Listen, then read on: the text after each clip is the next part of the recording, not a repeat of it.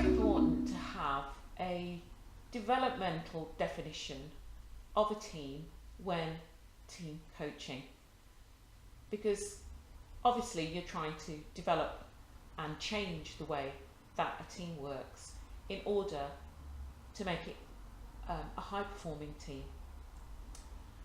So I use the Kassenbach and Smith developmental curve, and you can see from the diagram that a working team and a potential team are at the same level of performance impact and team effectiveness, which are the two axes of this curve. And a pseudo team is at the bottom of the curve. So let's take a look at my case study in relation to this definition of a team. When I asked the team where they were on the performance curve, I got at least 3 different answers. Some members of the team thought they were a working group. Others thought they were a potential team, and the team leader was alone in thinking that they were a real team. That's interesting, isn't it? Now, I agree with them that they weren't a pseudo team, because my case study team have a very strong sense of purpose.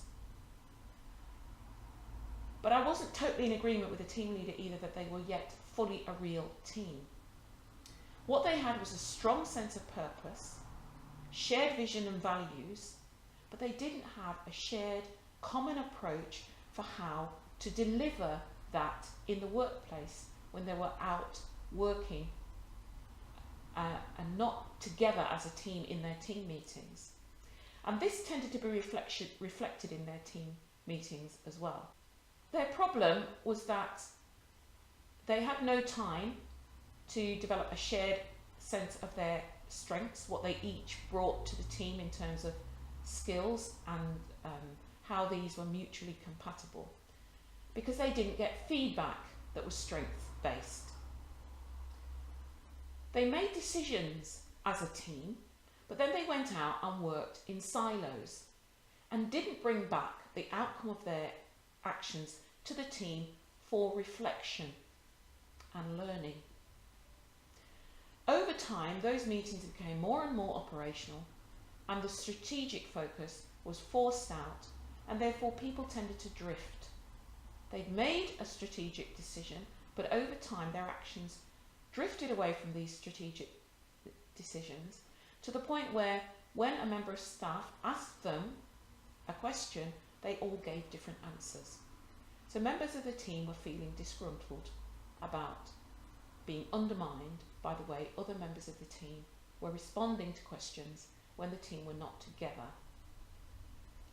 So you can see that this lack of a common approach was beginning to undermine the performance and effectiveness of this team.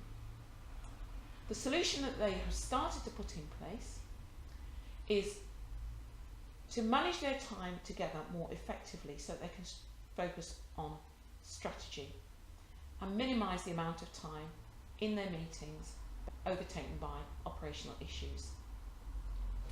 So they prepared the meetings in advance to do this, sharing documentation in advance so people had time to read them, getting feedback from members of staff so they could incorporate this into their review of the impact of their actions in relation to strategic decisions, and to make sure that the meetings were open and inclusive so that everybody felt able to speak and to challenge and to question, so that by the end of the meeting everybody felt clear about what was decided and therefore what was expected of them when they went back out into the workplace to carry forward the team objectives. So my team is solidifying itself as a real team in order to create a foundation to become a high performing team.